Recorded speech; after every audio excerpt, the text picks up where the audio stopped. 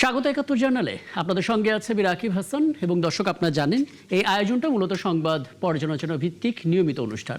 আমরা এখানে খবরের নানান দিক বিশ্লেষণ করি। আমরা পত্র, পত্রিকা, টেলিভিশন, ডিজিটাল মিডিয়া এবং নিউজ পোর্টালে যে সমস্ত খবর হয় সেগুলো থেকে কিছু শিরোনাম জানিয়ে দেওয়ার চেষ্টা করি এবং একই সঙ্গে ওই সমস্ত খবরের সঙ্গে যুক্ত মানুষদেরকে আমরা সংযুক্ত করে আমাদের আলোচনার টেবিলে আমাদের স্টুডিও এবং অনলাইনে অতিথিরা সংযুক্ত হন। আমরা তাদেরকে প্রশ্ন করি, তারা আমাদেরকে উত্তরের গভীরে নিয়ে যান, খবরের গভীরে নিয়ে যান। সেই ধারাবাহিকতায় আজ আমার সঙ্গে ঠিক স্টুডিওতে উপস্থিত আছেন বিএনপি দলের সংসদ সদস্য কামরুজ্জামান রতন এবং আছেন জাতীয় বিশ্ববিদ্যালয়ের উপাচার্য অধ্যাপক ডক্টর এএসএম আমানুল্লাহ। আপনাদের দুজনকে স্বাগত জানাচ্ছি, অনেক অনেক কৃতজ্ঞতা সময়টা দেওয়ার জন্য। এবং এমন একটা সময় আমরা কথা বলছি যখন একটা বিশেষ অভিযান চলছে, সেই অভিযানটা কি সেটা নিয়ে একটু পরে আসছে এবং দর্শকদেরকে বলে রেখে দর্শক পুরোটা সময় জন্য তো আপনারা আমাদের সঙ্গে আছেন এবং আমাদের সঙ্গে এই মুহূর্তে অনলাইনে সংযুক্ত আছেন সিনিয়র সাংবাদিক শামসুল আলম লিটন এবং ধাপে ধাপে অন্যান্য অতিথিরাও যুক্ত হবেন এবং তাদেরকে আমরা প্রশ্ন করব। একটু তেজগাঁ থেকে ঘুরে আসতে চাই এবং বলছিলাম যে বিশেষ অভিযানের কথা মূলত তেজগাঁও এলাকায় অবৈধ কিছু বিদ্যুৎ সংযোগ নিয়েই সেখানে আসলে দীর্ঘদিন ধরে রিকশার যে ব্যাটারি সেটা চার্জ দেওয়া হচ্ছিল। তো ট্রাফিক বিভাগ আজকে সে অভিযান পরিচালনা করছে। আমাদের সহকর্মী আছেন মামুন হুসাইন, মামুন হুসাইনের সাথে কথা বলবো এবং আপনারাও মামুন হুসাইনকে প্রশ্ন করতে পারেন, আমরা বোধহয় এখানে পেয়ে যাব। মামুন হুসাইন, আপনি আছেন, এর আগে আপনার সঙ্গে কথা হচ্ছিল, রাত 10:30 থেকে অভিযান শুরু হয়েছে। আপনার আশপাশে আমরা পুলিশ বাহিনীর সদস্যদেরকে দেখছিলাম এবং বলা হচ্ছিল বিদ্যুৎ চুরি করে রিকশার ব্যাটারির চার্জ দেওয়া হচ্ছিল। কয়েকটা তথ্য একটু জানতে চাই, কতদিন ধরে এই কাজটা তারা করছে, কি পরিমাণ ব্যাটারি জব্দ হয়েছে, এখন পর্যন্ত কেউ আটক হয়েছেন কিনা, অভিযানটা কোন পর্যায়ে আছে এবং আমার সঙ্গে অতিথিরা আছেন তারাও তো কিছু জানতে চাইতে পারেন। জি মামুন হুসাইন।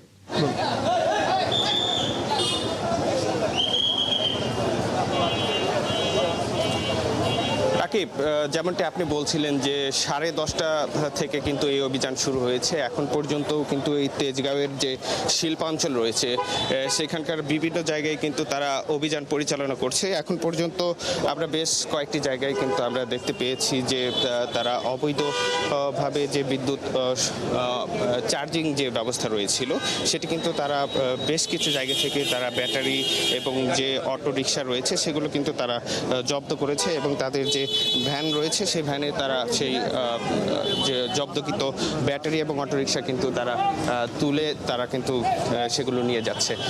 আমরা এছাড়া আরও বেশ কিছু ঘটনা এখানে লক্ষ্য করেছি যে এখানে যারা অবৈধভাবে ব্যাটারি এবং যে ব্যাটারি চালিত রিকশা রয়েছে যেগুলো তারা চার্জিং করে তারা কিন্তু এখানে প্রতিবাদ জানিয়েছে। তারা বলেছে যে রাতের বেলায় এসে তারা এখান থেকে তারা বিদ্যুৎ সংযোগ কেটে দিয়ে যায়, আবার দিনের বেলায় কেউ কেউ তারা যে মিটার রয়েছে সেই মিটার তারা এখানে এসে দিয়ে যায়। তাদের একটাই অভিযোগ, তারা অবৈধভাবে এটা করতে চায় না, তারা চায় যে বৈধভাবে তাদের ব্যবস্থা করে দেওয়া হোক, যেহেতু এখানে তাদের একটা কর্মসংস্থানের একটা রয়েছে।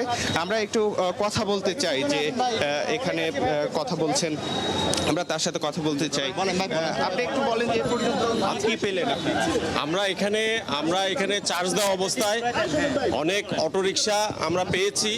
সে পুলিশ ডিসি মহোদয় আমাদের সাথে আছেন, ওনারা জব্দ করে এগুলা আজকে ট্রাকে উঠায় নিয়ে যাবে এবং আমাদের এই প্রক্রিয়া, এই যে আমাদের অভিযান এটা চলতেছে এবং চলবে। এই যে অটোরিকশা চার্জিংয়ের মাধ্যমে বিপুল পরিমাণ বিদ্যুৎ অপচয় হচ্ছে, যে কারণে লোডশেডিং হচ্ছে, আমরা এই তেজগাঁ শিল্প অঞ্চলে এই রাস্তার আশেপাশে সব রাতের বেলা চার্জ দেয়, যে কারণে আমরা এই অভিযান দিনেও চালাচ্ছি, রাত্রেও চলছে। আপনারা নিশ্চয়ই দেখলেন যে পুলিশের 3 প্লাটুন এখানে পুলিশ সদস্য এবং এসি আছে 2 জন, ডিসি মহোদয় আছেন, আমরা আমাদের নির্বাহী প্রকৌশলী আছে, আমরা সবাই অভিযান চলছে এবং চলবে। এটা কতদিন হলো আছে? এটা বন্ধ করা যাচ্ছে না?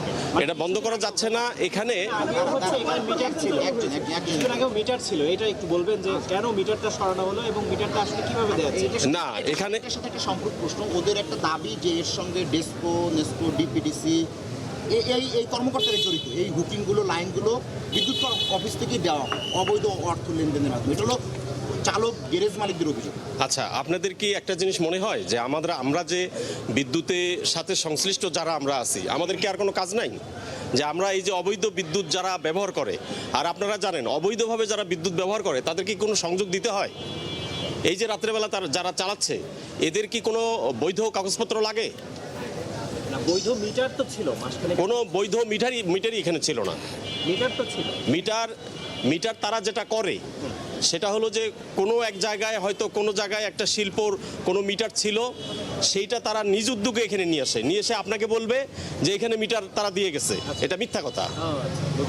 আচ্ছা, এখন তেজগাঁও এলাকায় যে লোকেশনগুলোতে আপনারা এর পূর্বে অভিযান পরিচালনা করেছিলেন, আজকে সেই লোকেশনে কিন্তু অটোরিকশা যথারীতি রয়েছে, তাহলে আপনারা কি অভিযানগুলো স্থায়ী কোনো সমাধান হচ্ছে না? স্থায়ী সমাধান এই জন্য হচ্ছে না, এরা হলো স্থানীয় দুর্বৃত্ত এবং খারাপ লোকজন।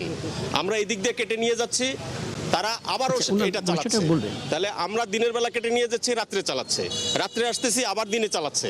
আমাদের তো দিনের বেলা এই যে বিদ্যুৎ অপারেশন করতে হয়, আমাদেরকে বিদ্যুৎ পৌঁছাইতে হয়, সেই কাজটাও আমাদেরকে করতে হয়। আবার বিল যেটা আমরা বিদ্যুৎ সরবরাহ করি সেটার বিল আনতে হয়, পাশাপাশি এই অভিযানগুলোকে আমাদের করতে হয়। তাহলে একদিকে আমরা লাইন কাটি রাত্রেবেলা, সকালবেলা তারা আবার চালু করে। আপনার নাম পরিচয়? আমার নাম মোস্তাফিজুর রহমান, আমি এই অঞ্চলের তত্ত্বাবধায়ক প্রকৌশলী হিসেবে আছি। অঞ্চলের নাম বলবেন? তেজগাঁ শিল্প অঞ্চল। সম্পর্কে একটা বিষয় জানতে চাই, আজকের যে পরিস্থিতি আমরা এসে দেখছি, উদ্বুদ্ধকর একটা পরিস্থিতি, আসলে আপনাদের এই অভিযানে বেগ পেতে হচ্ছে কিনা? না, আমাদের সাথে পুলিশ আছেন, ওনারা যথেষ্ট সহযোগিতা করতেছে, আমাদেরকে বেগ পেতে হচ্ছে না, ওনারা সহযোগিতা করতেছে এবং আমরা আশা করি এটা পারবো। আপনাদের সাথে সিটি কর্পোরেশন রাকিব যেমনটি শুনছিলেন, বিদ্যুৎ বিভাগের একজন সদস্য, তিনি বলছিলেন যে এখানে বেশ কিছুদিন যাবৎ যে অবৈধ বিদ্যুৎ সংযোগ রয়েছে, তারা কিন্তু এখানে কামরুজ্জামান রতন আছেন, উনি আপনার কাছে কিছু জানতে চাইবেন। জি, কামরুজ্জামান রতন, মামুন হোসেনের মধ্যে। মামুন হাসান, আপনার মাধ্যমে যিনি কথা বলছিলেন তত্ত্বাবধায়ক প্রকৌশলী মুস্তাফিজ সাহেব, উনি বলেছেন যে এই অবৈধ সংযোগের এবং অবৈধ যে ব্যাটারি চার্জটা হয়, এটার কারণে সারা বাংলাদেশে লোডশেডিংটা হয়। তা আমি ওনাকে জানতে চাচ্ছি আপনার মাধ্যমে যে কি পরিমাণ এখানে আমার কারেন্টটা খরচ হয়, যেটা পুরো সারা বাংলাদেশে বিদ্যুতের যে আমাদের যে ঘাটতি, এটার জন্য এই একটা মাত্র এই দায়ী। এখন বলি, শুধু কি এইখানেই হচ্ছে, তেজগাঁইতে হচ্ছে? এইটার পরিমাণ কতটুকু ব্যাটারি চার্জ হলে সারা বাংলাদেশে ঘাটতি হতে পারে? আপনার মাধ্যমে এই প্রশ্নটা আমার থাকলো। যদি সুযোগ থাকে, মামুন হোসেন, যদি করার সুযোগ থাকে প্রশ্নটা প্লিজ। হ্যাঁ,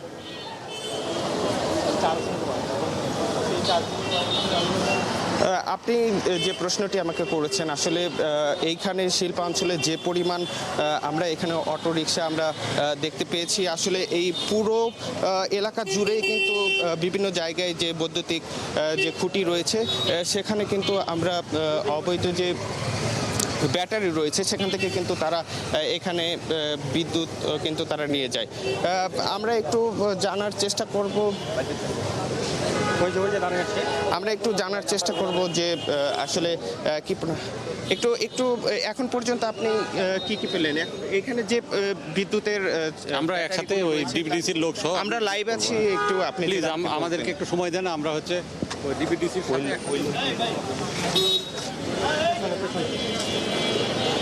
আমি রাকিব, আপনার মাধ্যমে যে আমাদের অতিথি রয়েছে তাকে জানানোর চেষ্টা আমি বুঝতে পারছি মামুন হোসেন, আপনি অভিযানের সঙ্গে আছেন এবং অনেকে সমন্বিতভাবে অভিযানটা পরিচালনা করছে। নিশ্চয়ই আপনি তথ্যগুলো সংগ্রহ করতে থাকুন।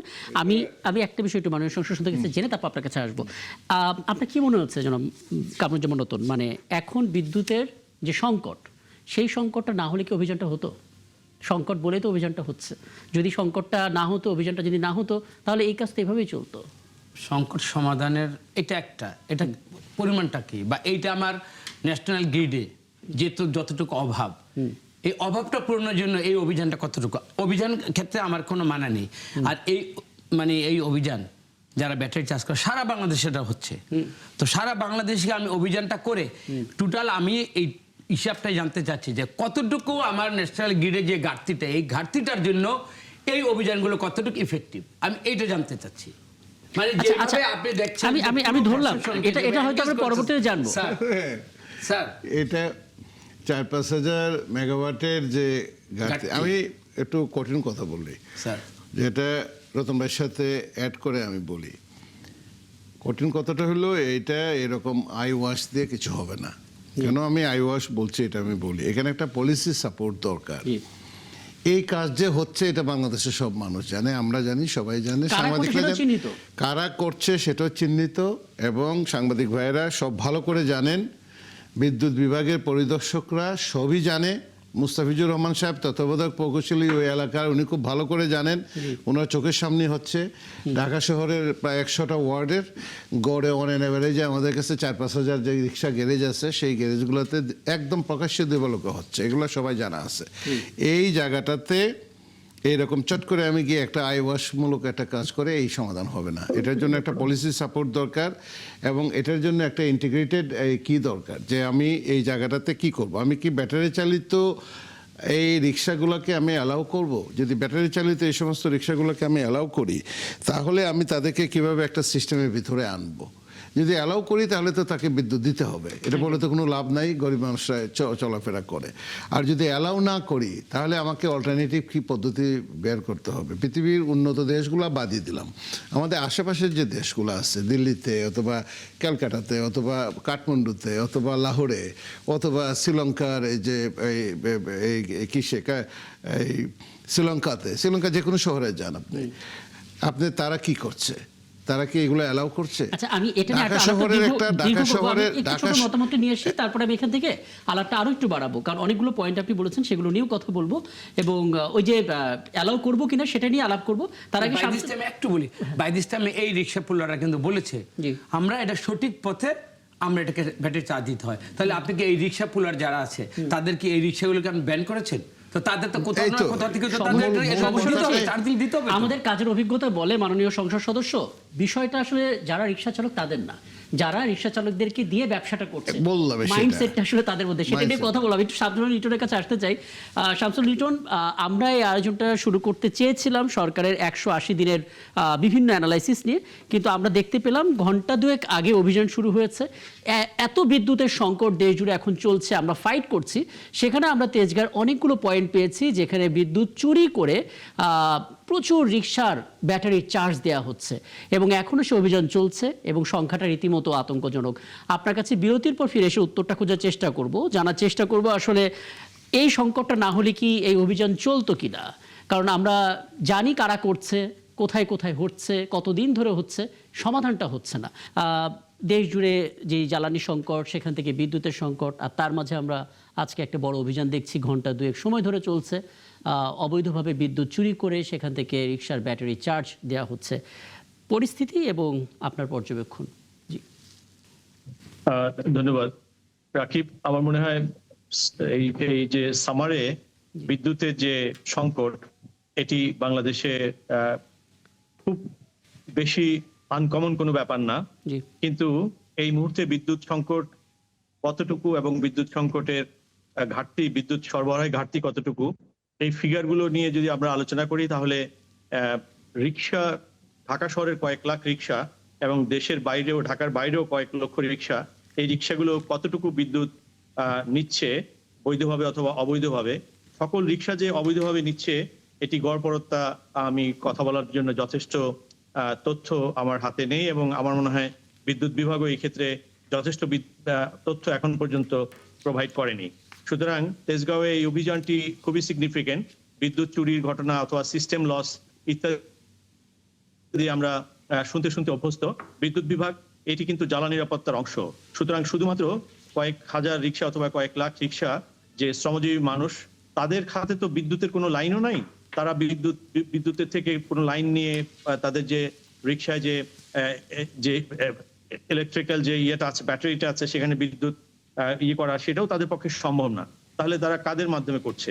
কিছু মানুষ যাদেরকে আপনি হয়তো অনেকে দুষ্কৃতিকারী বলছেন, অনেকে বিদ্যুৎ বিভাগের কর্মকর্তা বলছেন খারাপ লোক। তো খারাপ লোক অথবা এটি কিন্তু আসলে জাজমেন্টাল কথাবার্তা। আমার মনে হয় যে মানুষগুলো অনিয়মতান্ত্রিক কাজ করছে অথবা বিদ্যুৎ চুরির সঙ্গে জড়িত, সেখানে বিদ্যুৎ বিভাগের কোনো লোক জড়িত আছে কিনা, জড়িত না থাকলে তিনটা এরিয়া থেকে আপনাকে বলে রাখি। প্রথমত হচ্ছে কোন কোন এলাকায় ঘুরছে, নেপথ্যে কারা কারা জড়িত এবং কতদিন ধরে হচ্ছে। এই তিনটা গুরুত্বপূর্ণ তথ্য যদি প্রশাসনের কাছে থাকে তাহলে জিনিসটা হয় কি করে? দেখুন, বিগত 3 দশকেরও বেশি সময় ধরে ডিরেগুলেশন, বিদ্যুৎ বিভাগকে ডিরেগুলেশনের যে ফলাফল আমরা পেয়েছি সেটি হচ্ছে যে সরকারেরই নিয়ন্ত্রণাধীন কতগুলো কোম্পানি আমরা পেয়েছি, যেখানে আলটিমেটলি সরকারি পিডিবির কর্মকর্তারাই সেই সব কোম্পানিতে গিয়ে কোম্পানিগুলো চালাচ্ছে এবং একটি পিডিবি থেকে এখন হয়তো 20টি পিডিবি হয়েছে। তো এগুলো অনেক পলিসিগত ম্যাটার আছে। ডিরেগুলেশন মানে সত্যিকার ডিরেগুলেশন করতে হবে।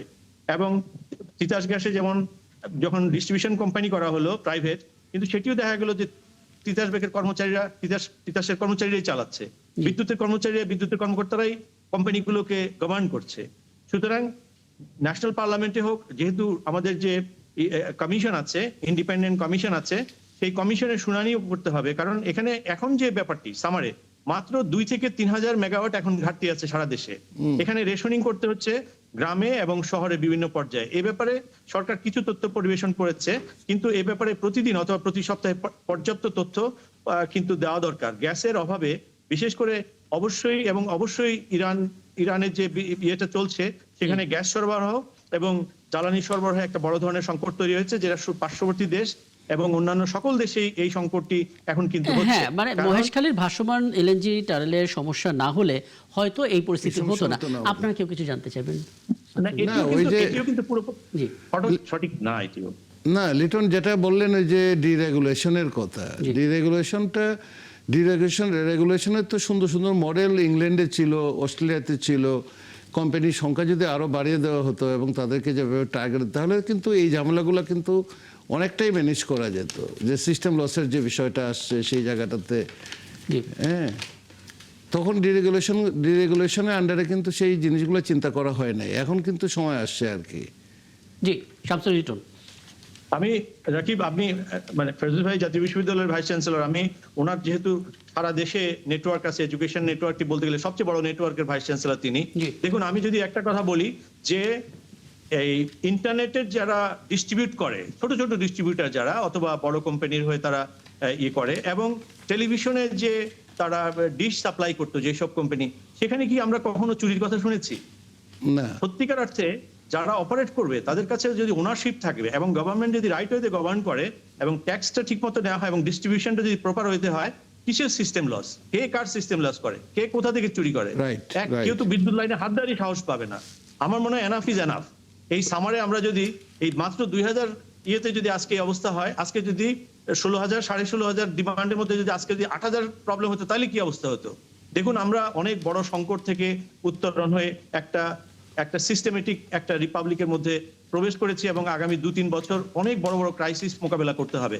সরকারকে এই চিত্রগুলো জনগণের সঙ্গে শেয়ার করতে হবে এবং বিদ্যুৎ খাতে যে বিপুল পরিমাণ চুরি হয়েছে সেই সম্পদগুলোকে ফিরিয়ে এনে, এবং তাদের এক্সিস্টেন্স এখনো আছে। যেই 5টি অলিগার কোম্পানির বিরুদ্ধে সবচেয়ে বড় অভিযোগ, সেই 5টি অলিগার কোম্পানির কাছ থেকে অন্তত কম করে হলেও সিস্টেম লসের এবং বিশেষ করে ক্যাপাসিটি বিল্ডিং এর যে অন্তত 1.5 লক্ষ কোটি টাকা তাদেরকে এক্সিস্টিং অ্যাসেট থেকে বের করে নেওয়া সম্ভব, এবং সেটি খুব দ্রুত করে আগামী 12 মাসের মধ্যে একটা বিশেষ একেবারে রিগোরাস প্ল্যানের মাধ্যমে আগামী সামারে যাতে এই 2-3 হাজার মেগাওয়াটের জন্য অথবা রিকশাওয়ালাদের কথা বলে আমাদের যাতে বড় ধরনের সংকট মোকাবেলা করতে পারছি। চমৎকার পরামর্শ। আমি এটা নিয়ে নিশ্চয়ই পরবর্তীতে হয়তো রিপোর্ট হবে এবং আরো কথা হবে। অধ্যাপক আমানুল্লাহ, একটা বিষয়টি জানতে চাই, এবং এটা আলাপে আপনিও আছেন। এটা একটা বড় প্রশ্ন, যে হারে আসলে ব্যাটারি চালিত রিক্সা বাড়ছে, কোনো প্রশিক্ষণ ছাড়া সবাই জানে যে কিভাবে এই জিনিসটা চালাতে হয়। তো এটা চালানো শিখলে আমি এখন রাস্তায় নেমে গেলাম, আপনি ফেসবুকে স্ক্রল করলে অজস্র দুর্ঘটনা পাবেন। খুব সাবধানের সাথে একজন চালক তার নিজের ব্যক্তিগত গাড়িটা চালাচ্ছেন, কিংবা একজন বাস চালক তিনি চালাচ্ছেন, কিন্তু এই রিক্সা উল্টো পথে এসে যাত্রীকেও বিপদে ফেলছেন, চালককে বিপদে ফেলছেন। মানে আমরা অ্যালাউ করলে কতখানি করব, কিভাবে করব? না, প্রথম কথা হলো যে হাইওয়েতে এই ধরনের স্লো ভেহিকেল অ্যালাউ করার প্রশ্নই আসে না, পৃথিবীর কোথাও নাই। বাংলাদেশে যে সমস্ত দুর্ঘটনাগুলো ঘটে তার একটা প্রধান কারণ হলো কিন্তু এই ব্যাটারি চালিত রিক্সা, নসিমন, করিমন, আর হলো আপনার এই যে বরবটি, এই জায়গাগুলোতে। এইখানে যে কাজটা আমি যেটা বলছি বারবার, যে পলিসি সাপোর্ট আমাদের চোখের সামনেই কিন্তু হচ্ছে কাজগুলা, আমাদের চোখের সামনে হচ্ছে কাজগুলো, এবং আমরা ছেড়ে দিচ্ছি। ঢাকা শহরে দেখবেন আমরা চলছে, ঢাকা শহরের রাজপথে, যে রাজপথে আপনার কোনো ধরনের কোনো গাড়ি ছাড়া অন্য কোনো গাড়ি চলার কথা না, আপনার লেন বাই লেনে চলতে পারে, কিন্তু আপনার চলার কথা না, কিন্তু সেখানে চলছে। আমরা ব্যবস্থা নিলে তো আন্দোলন শুরু হয়ে যাবে। না, ব্যবস্থা নিলে আন্দোলন শুরু হবে না, এটা ম্যানেজমেন্টের বিষয়। ঢাকা শহরে প্রায় 15 লক্ষ রিক্সা চালক। আমাদের বছর 10 আগে একটা স্টাডি ছিল, সেখানে 3 শিফটে কাজ করে অন অ্যান অ্যাভারেজে 5 লাখ রিক্সা চালক রাস্তায় থাকে, গাড়ি নিয়ে থাকে। তার মান্থলি ইনকাম কত আমাদের জানা আছে, খুব বেশি একটা না, আর 10,000 টাকা সব খরচ বাদ দিয়ে তার মান্থলি ইনকাম থাকে। এই লোকগুলো তো ঢাকা শহরে চলে আসছে যে কোনো কারণে, ইনমাইগ্রেশন হয়ে, নদী ভাঙ্গনের কারণে, ভালনারেবিলিটির কারণে তাদেরকে চলে আসছে।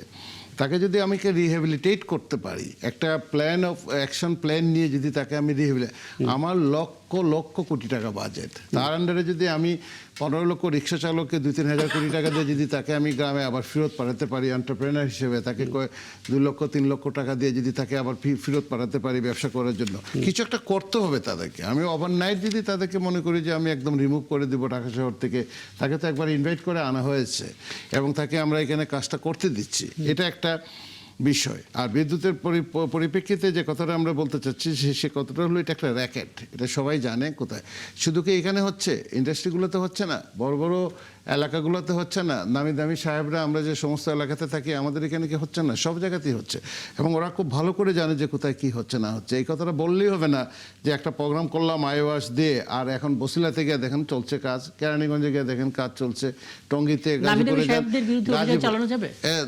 সমস্যাটা তো সেই জায়গাটাতে, যেটা আমাদের লিটন যে কথাটা বললেন যে ডিরেগুলেশনটা আমাদের এখানে ঠিক মতো হয় নাই। ডিরেগুলেশনের মডেলটা আপনি নিউজিল্যান্ডের মডেলটা দেখেন, অস্ট্রেলিয়ার মডেল দেখেন, আপনি ইউকের মডেলটা দেখেন, ডিরেগুলেশনটা কীভাবে করেছে। আমার ভালো লাগে না আপনার কাছ থেকে বিদ্যুৎ নেব না, আমি রতন ভাইয়ের কাছ থেকে বিদ্যুৎ নেব।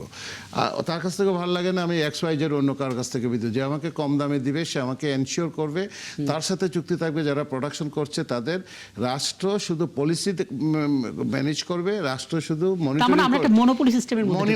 মনিটরিং করবে। এই যে কিছুদিন আগে যে বললো না যে এই যে আপনার এই যে পেট্রোল, এই যে জ্বালানি খাত নিয়ে সারা ওয়ার্ল্ডের প্র্যাকটিসটা কি, সকালবেলা আমরা কিনি $1.10, দুপুরবেলা গিয়ে কিনি $1.20, আবার সন্ধ্যার সময় গিয়ে দেখি 95 সেন্ট। আবার এই একটা অন্য এরিয়াতে যান যেটা আপনার এই যে উপকূলীয় অঞ্চল যেখানে ট্রান্সপোর্ট ক্যারিং কস্ট নাই, সেখানে 85 সেন্ট। আবার এর 2 দিন পরে দেখেন $1.50। তার মানে 1 টাকাও কিন্তু সরকারের ভর্তুকিও নাই, কিছুই নাই, কোনো কিছুই নাই। আন্তর্জাতিক বাজারে যে দাম আছে সেই দামের সাথে ওঠানামা করে, তেলের দামও ওঠানামা করবে, মানুষ সেটা মানে নিচ্ছে। আমি am I right Liton, am I right? জি জি অবশ্যই।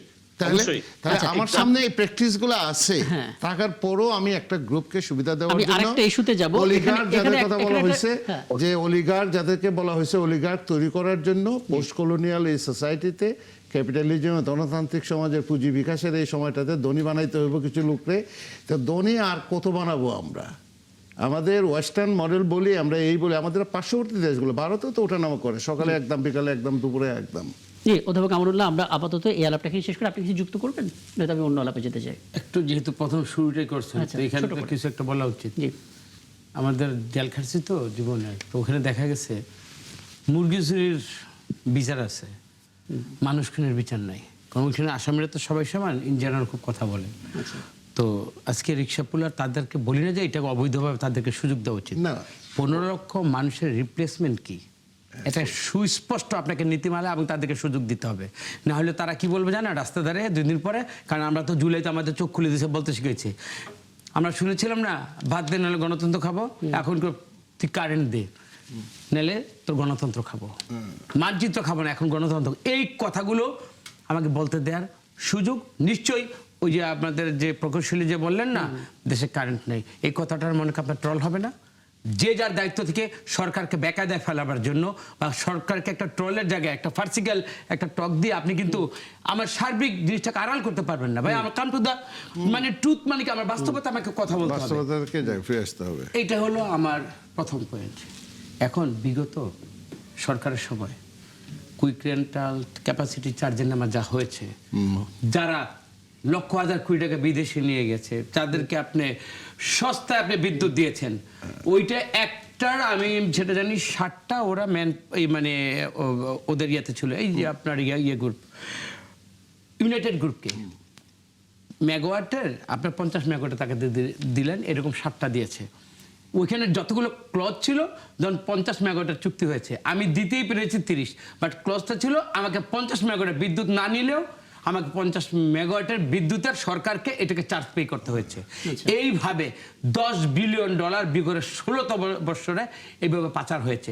তো আমি যে বলছিলাম মুরগি চুরির ফাঁসি হয়, আর এইসব তো অলিগাররা যেটা বললেন তাদেরকে ফাঁসি হয় না, তাদেরকে এনে আপনি এইভাবে আপনি তাদের বিরুদ্ধে অভিযান হয় না, তাদের জন্য বাংলাদেশ থেকে এই যে আপনারা যে 180 দিনটা ফেলে এলেন, সে 180 দিনে এমন কোনো পূর্বাভাস কি আমরা পাচ্ছি যাতে করে এই ঘটনা ওই আমার ওই তথ্যমন্ত্রী কি বলছে, ধ্বংসস্তূপের জঞ্জাল পরিষ্কার করতে হবে। আমি তো গার্বেজ করে রাখছি পুরো দেশটাকে, পুরো মানে আমার মানে প্রতি অর্গানিককে আমি শেষ করে দিয়েছি। আমাকে তো লিটন বলল, আমি যে প্রতিষ্ঠানটা চালাচ্ছি এটা বাংলাদেশের সব থেকে বড় প্রতিষ্ঠান, পাবলিক প্রতিষ্ঠান, প্রায় 2.25 লাখ কর্মকর্তা কর্মচারী, 1 লাখের উপরে শিক্ষক, 40 লাখের উপরে শিক্ষার্থী। ঢোকার পরে দেখি পুরা গার্বেজ, পুরা ধ্বংসস্তূপ। তার থেকে তুলতে এটাকে যে পরিমাণ সময়, এখন মোটামুটি আরও 2-4 বছর লাগবে আপনাকে একটা মোটামুটি জায়গাটাতে যাওয়ার জন্য। এখন 180 দিনের কথা যদি বলেন, লক্ষণটা দেখা যাচ্ছে ভালো। কিভাবে? ফাইন্যান্সিয়াল ইনস্টিটিউশনগুলোর ভিতরে স্টেবিলিটি দেখা যাচ্ছে, মানুষের আস্থা বাড়ছে। গত এক সপ্তাহে আপনাকে গত কয়েকদিন আগে বলে গেলাম আপনাদের এখানে যে মানুষের ব্যাংকে টাকা জমা দেওয়ার পরিমাণ বাড়ছে। মানুষের আস্থা, ট্রাস্ট যেটা, সেটা তো একদম লস্ট হয়ে গেছিলো যে আমার ব্যাংকে টাকা রাখলে আমি ফেরত পাবো কিনা, সেটা আস্তে আস্তে আবার ডেভেলপ করে যাচ্ছে। রেমিটেন্সটা বাড়ছে এবং আপনার আপনার বিদেশে যাওয়ার যে পরিমাণ, লোকের পরিমাণ, সেটা পরিমাণটা বাড়ছে। সেটা যদি আপনি বলেন 180 দিনের ভিতরে, এটা সরকারের সুনির্দিষ্ট কিছু পদক্ষেপের কারণেই কিন্তু হচ্ছে। আর এখন যেটা বললেন, এটা কিন্তু ওভারনাইট করে একটা তৈরি করে দেওয়ার মতো কিছু না। এখন এলএনজি 2টা টার্মিনাল মাত্র, হওয়ার কথা ছিল 5-7টা। গত সরকারের সময়, আমাদের গত এই যে ইন্টেরিয়াম গভর্নমেন্টের সময় ক্যান্সেল করা হয়েছে। আমি জানি না লিটন জানেন কিনা, আরও 1-2টা টার্মিনাল হওয়ার কথা ছিল, সেই চুক্তিটা ক্যান্সেল করা হয়েছে। এই ঝামেলাটা এখন বিএনপি সরকারের ঘাড়ের ভিতরে পড়ছে। তারপরেও কত শর্ট, 2-3 হাজার মেগাওয়াট শর্ট, গ্রাম দেশের মানুষ সাফার করছে, শহরে হয়তো আমরা একটু কম সাফার করছি। কিন্তু এখন গভর্নমেন্ট যেভাবে আগাচ্ছে, যে বিভিন্ন ধরনের ডিপ্লোমেসি, যে ওয়েল ডিপ্লোমেসি, ফুয়েল ডিপ্লোমেসি নিয়ে যেভাবে আগাচ্ছে, আমার মনে হয় না যে নেক্সট ইয়ারে আমরা এই ধরনের সমস্যা আপনি হতে বলছেন যে সকাল যদি সারা দিনের পূর্বাভাস দেয় তাহলে একটা ভালো পূর্বাভাস আমি পাওয়া এখানে যাবে। স্যার একটু অনুমতি নিয়ে বলি স্যার, আমাদের যে সমস্যাটা স্যার, লিটন ভাই, আমরা তো সমমও নাই। এই কারণে আমাদের কথাগুলো কিন্তু অনেকের বলবে যে তোমরা তো এখানে ফ্ল্যাটারিং করতে আসছো। যে সমস্যাটা স্যার যে বললো, আমি অ্যাড্রেস করবো কি? আমার চেষ্টাটা প্রথম দেখেন, আপনি এক জায়গায় গর্তে পড়ে আসছেন, প্রথম কি ওইখান থেকে আপনি জাম্প করে ওঠেন? আগে আপনি ওইখান থেকে উঠে এসে আপনি একটা স্ট্যান্ড নিলেন, তো তারপরে আমার স্টেপটা হবে। আমার মনে হয় সমস্যা বলতেই থাকলাম, পাশের বাড়িতে ধরুন আগুন লাগলো, পড়লো রে, গেল রে, এইটা যদি হাইউতাস করতে থাকেন, এইটা নিয়ে যদি আমরা সময় কোথা থেকে এইটা হলো, এটা না, ফার্স্ট কাজ কি, এটা আমাকে নিভাতে হবে এবং পরবর্তীতে এটা যেন আরো এক্সটেন্ডেড না হয় এবং ওই জায়গা থেকে আমি ঘুরে কিভাবে আমি দাঁড়াতে পারবো। তারেক রহমান যেখানে বলেছে যে আমার পরামর্শ, আমার চেয়ে যদি বেটার কেউ যদি আমাকে বুঝাতে পারে বা আরো যদি কোনো এক্সপ্লেনেশন থেকে থাকে ভালো কিছু করার জন্য, যখন ইনভাইট করছে, আমি তো মনে করি যে এই স্যারদের, এই সাংবাদিক লিটন ভাইকে তো আমি চিনি, তো ওনারা আপনাদের মেধাটা শেয়ার করেন, আপনারা ওইভাবে নিজের ডেলিভারি তারেক রহমানকে আপনারা পাশে দাঁড়ান। আমি এইটাই তো আমার গভর্নমেন্ট যেটা করছে, যে স্পট মার্কেট থেকে কিনা, গভর্নমেন্ট যে কাজগুলো করছে, আমাদের 3 জন যাচ্ছেন, কাতারে যাচ্ছেন, এবং আপনার বিভিন্ন ধরনের কানেকশনস মিয়ানমার থেকে আনা, মালয়েশিয়া থেকে আনা, এই যে আপনার অন্যান্য অল্টারনেটিভ সোর্স, এই সমস্ত জায়গা থেকে আনা, আমি মনে করি যে রাইট ট্র্যাকে আছেন। কিন্তু আমি এখান থেকে দ্বিতীয় আলাপটা শুরু করতে চাই অধ্যাপক আমানুল্লাহ, এবং সেটা শুরু করতে চাই শামসুল লিটনকে দিয়ে, তারপর ধাপে ধাপে আপনার কাছে আসবো। শামসুল লিটন, আপনি শুনলেন এখানে যারা আলোচনা করছেন, আপনার সহ আলোচক, তারা কিভাবে সংকট সমাধান করা যায় তার জন্য অনেক কিছু আইডিয়া দিলেন, এবং আমি শিওর এরকম অনেক কিছু আইডিয়া আপনার মাঝেও আছে। কিন্তু আমরা যখন শিরোনাম দেখি যে কারাগার ভেঙে পালানো 690 বন্দী এখনো পলাতক, নরসিংদী থেকে 166 বন্দীর নথি গায়েব, 9 জঙ্গির 3 জন ধরাছোঁয়ার বাইরে, তার মানে দেশ অস্থির করার জন্য এরকম কিছু তথ্যই যথেষ্ট। একদিকে আমরা মাস্টার প্ল্যান করছি, একটা ইকোসিস্টেম তৈরি করছি, একটা বেটার বাংলাদেশে, সবার আগে বাংলাদেশ এই ম্যান্ডেট নিয়ে, অন্যদিকে আমরা এই ভয়ঙ্কর কিছু তথ্য দেখতে পাচ্ছি। আপনি কি কিছুটা শঙ্কাবোধ করেন বা কোনো রকমের পরামর্শ, পর্যবেক্ষণ? জি, আমি খুবই স্পষ্ট, রাকিব, থ্যাংক ইউ। আমার মনে হয় যে 6 মাস হলো আমরা জনগণের সরকার, অর্থাৎ রাষ্ট্র একটা যেহেতু পলিটিক্যাল মেশিনারি, এটা জনগণের নির্বাচিত সরকার দীর্ঘদিন বাংলাদেশে ছিল না, এবং আগস্টে 36 জুলাইয়ের পরে আমরা ইন্টারিম সরকারের মাধ্যমে এই সরকারটি আমরা নির্বাচনের মাধ্যমে পেয়েছি। এটা অ্যাকাউন্টেবল একটা গভর্নমেন্ট, এবং অ্যাকাউন্টেবিলিটি যারা দিবেন তাদের মধ্যে একজন কামরুজ্জামান রতন ভাই এখন এখানে আছেন, তিনি পার্লামেন্টকে, এই পার্লামেন্টের উপর বেস করেই তো সরকার প্রতিষ্ঠিত, সুতরাং পার্লামেন্টকে খুব সিরিয়াসলি কতগুলো জিনিসকে বিবেচনা করতে হবে, যেটা তারা করছেন। 6 মাসে অনেক অগ্রগতি আছে, এবং 6 মাসে আসলে অনেক সময় সত্যিকার অর্থে সংকট সামনে আসলে তখন কিন্তু যে সম্ভাবনা এবং যে অর্জন এটি কিন্তু কিছুটা ম্লান হয়ে যায়। জি। তো আর সংকটটি যদি বিদ্যুতের মতো হয়, যখন মানুষ ঘামতে থাকে, তখন সে কিন্তু সাফল্য এবং সরকারের অন্যান্য দিকে যে প্রচেষ্টাগুলো, সেই প্রচেষ্টাগুলোকে ঝাপসা চোখে দেখতে শুরু করে। আপনি যখন খবরটি এই অনুষ্ঠানটি শুরু করছিলেন, জি। তার আগে যে 3-4টি হেডলাইন পড়েছিলেন, তার মধ্যে একটি হেডলাইন ছিল লন্ডনে একজন তরুণ গুলিতে নিহত। আমি মাসুম যেখানে মিয়া। বসে জি। এই অনুষ্ঠানটিতে অনুষ্ঠানে অ্যাটেন্ড করেছি, জি। পূর্ব লন্ডনে, সেটিও পূর্ব লন্ডনে, এবং এখান থেকে মাত্র 3 কিলোমিটার দূরত্বের মধ্যে এই ঘটনাটি ঘটেছে। জি। কিন্তু আপনি যদি ওটার আধা কিলোমিটারের মধ্যে গিয়েও মানুষকে জিজ্ঞেস করেন যে কোনো এ ধরনের কোনো ঘটনা ঘটেছে কিনা, জি। 99% মানুষ, এটা আমি রিজনেবল গ্রাউন্ড টু বিলিভ আছে, যে আমি বিশ্বাস ধারণা করি জি। যে 99% মানুষ, ইভেন ওই এরিয়ার অনেক মানুষও এই ঘটনাটা সম্পর্কে এখনো বিস্তারিত জানে না। জি। এর মানে এটা না যে বাংলাদেশের মানুষকেও তার তথ্য এবং সংকট সম্পর্কে তাকে অচেতন থাকতে হবে অথবা অসচেতন থাকতে হবে, আমি তা মিন করছি না। যে কোনো সমাজে অনেক ধরনের সংকট থাকবে, সেই সংকটগুলোকে, বিশেষ করে জ্বালানির মতো সংকট, জ্বালানি নিরাপত্তা একটা রাষ্ট্রের অন্যতম প্রধান বিষয়। এখানে আমরা সংকটের সময়ে এটি নিয়ে যে আলোচনা করছি, এটি আমাদের কাছে এটা কোনো ভালো উদাহরণ নয়। জি। যেহেতু 6 মাসে সরকার অনেক সংকট অতিক্রম করার চেষ্টা না, করছেন, শামসুল জন, বিদেশ আমি থেকে আপনার কাছে সম্পদ যেটা ফেরানোর জানতে চেষ্টা চাইছিলাম করছেন। কি, সংকট উত্তরণে তো অনেকগুলো পথ থাকবে, আমরা নিশ্চিতভাবে প্রাজ্ঞজন যারা সাজেশন দেবেন আমরা সেই পথে হাঁটবো। কিন্তু আমি যেটা জানতে চাচ্ছি, কারাগার ভেঙে পালানো যে 690 বন্দির কথা, যেটা অন্তর্বর্তী সরকারের আমলে ঘটেছিল, এখন এই সরকার সেটা সাফার করছে। নরসিংদীতে যে 166 বন্দির নথি যেগুলো ওদের হাতে ছিল, গায়েব হয়ে গেল, এটা পাওয়া যায়নি, এবং 9 জঙ্গির 3 জন ধরাছোঁয়ার বাইরে, নিশ্চয়ই তারা কোনো নেটওয়ার্কের সাথেও জড়িত। মানে এগুলো আসলে কতটা আমাদেরকে বিপদে ফেলতে পারে, কতটা মাথা ব্যথা তৈরি করতে পারে আসলে? জি। অবশ্যই খুবই জরুরি, কিন্তু অবশ্যই জাতিগতভাবে আমাদের একটা জিনিস খুব ভালো করে বুঝতে হবে, জি। যখন একটি রাষ্ট্র নির্বাচিত অথবা জনগণের সরকার দ্বারা পরিচালিত হয়, তখন প্রতিটি মুহূর্তে সরকারকে প্রশ্নের মুখোমুখি করতে হবে, জি। এবং সরকারকে সঠিকভাবে জানতে চাইতে হবে, এবং সরকারের মন্ত্রীরাও সঠিকভাবে তার উত্তর প্রতিদিন অথবা প্রতি সপ্তাহে দিতে হবে। এই যে আপনি কারাগার ভেঙে যে অস্ত্র উদ্ধার সহ আসামি উদ্ধার কথা বলেছিলেন, জি। যতদূর আমার মনে পড়ে সেটি হচ্ছে 2 অথবা 3 আগস্ট 2024-এর ঘটনা এটি, একদম, নরসিংদীর, একদম। এবং সেটি 3 আগস্ট। তেসরা আগস্ট। ইন্টারিম সরকারের সময় নয়। জি। আপনি জানেন যে সেই 45 দিনের ঘটনা, এটি ছিল অভ্যুত্থান এবং একটা বিপ্লব, একটি অসম্ভব রকমের জগদ্দল পাথর, যেটি দেশকে কাবু করে রেখেছিল ফ্যাসিবাদের মাধ্যমে। সেই সরকারকে মানুষ বিপ্লবের মাধ্যমে উৎখাত করেছে। সেই প্রক্রিয়ার মধ্য দিয়েই অনেক ধরনের ঘটনা ঘটেছে, এই ধরনের একটি অঘটন ঘটেছে, এবং পরবর্তীতে ইন্টারিম সরকার সেই অস্ত্র উদ্ধার এবং আসামিদের আটকের জন্য বিভিন্ন সময় বিভিন্ন কার্যক্রম গ্রহণ করেছে বলে আমরা দেখেছি। কিন্তু এখন পর্যন্ত কতজন আটক হয়েছে অথবা কতজন আটক হয়নি, পুরো রিপোর্টই দরকার ছিল। আরেকটি জিনিস হচ্ছে যে এটি কেন করা যায় নাই, এ ব্যাপারে স্বরাষ্ট্র মন্ত্রণালয়ের কাছ থেকে আমাদের অবশ্যই ব্যাখ্যা জানতে চাওয়া দরকার। এবং যে জঙ্গিদের কথা বলা হচ্ছে, জি। সেই 3 জনের কথা এবং আরো 100-র উপরে নথি গায়েব, এগুলোর ব্যাপারে আসলে স্বরাষ্ট্র মন্ত্রণালয় থেকে শ্বেতপত্র প্রকাশ করা দরকার। কারণ গত 6 মাসে সরকার যে পরিমাণ প্রয়াস নিয়েছে ব্যবস্থাগুলোকে পুনরুদ্ধারের জন্য, এখানে মানুষের আস্থা রিগেইন করার জন্য হয়তো অনেক কিছু মিসিং পয়েন্টস আছে। আমার মনে হয় যে মন্ত্রণালয়গুলোকে প্রতি সপ্তাহে যদি এই সমস্ত খুব গুরুত্বপূর্ণ যে ব্যাপারগুলো আর কি, সেগুলো নিয়ে ব্রিফিং করা হয়। ব্রিফিং কিন্তু আমরা প্রায় শুনছি, কিন্তু এইরকম বিষয়গুলো, আরেকটা সমস্যা আছে, আমাদের সাংবাদিকদেরও সমস্যা আছে। জি। আমাদের সাংবাদিকরা গত 15 বছরের সমস্ত ব্যবস্থা যেমন এফেক্টেড হয়েছে, সাংবাদিকদেরও আজকাল প্রশ্ন করার কিন্তু ব্যাপারটা কিন্তু একটু চেঞ্জ হয়ে গেছে। আমরা অনেকে অনেক কিছু প্রশ্ন করতে, এটি কি পুরোপুরি এখনো ব্যবস্থার থেকে বেরিয়ে আসতে পারি নাই কিনা আমি জানি না। তবে গণতন্ত্রের মধ্য দিয়ে আমাদের সরকারকে যত বেশি পরিমাণে আমরা সঠিক প্রশ্ন দ্বারা সঠিক উত্তর পাবো, ততই বেশি ডেমোক্রেসির সিস্টেমটা একদম এগিয়ে একদম। যাবে। আমি একটা বিরতিতে যাব, এবং এখান থেকে অধ্যাপক আমানুল্লাহ এবং মাননীয় সংসদ সদস্য আপনার দুজনের মতামত নেব, এবং এখানে একটা কারেকশন খুব চমৎকার করে শামসুল জন দিলেন, যে অস্ত্র চুরি বা যে বন্দি পলাতক হয়েছে সেটা অন্তর্বর্তী সরকারের আমলে না, সেটা 3রা বা 4ঠা আগস্টের ঘটনা, 2 থেকে 4 আগস্টের মধ্যে। কিন্তু মুশকিল হচ্ছে দায়িত্বটা অন্তর্বর্তী সরকারের ছিল, কিন্তু সেই জায়গা থেকে আমরা খুব আশানুরূপ ফলাফল পাইনি। কেন পাইনি? কারণ একদিকে মব, অন্যদিকে আন্দোলন, আমরা জানি না সকালে কোন গ্রুপ আসলে রাস্তায় নামবে, প্রতিদিনটা আসলে এমন ছিল, ঘটনাবহুল। তারপরেও মূল্যায়নের অবশ্যই প্রয়োজন আছে, কারণ বর্তমান সরকারকে আসলে এই দায়টা নিতে হবে।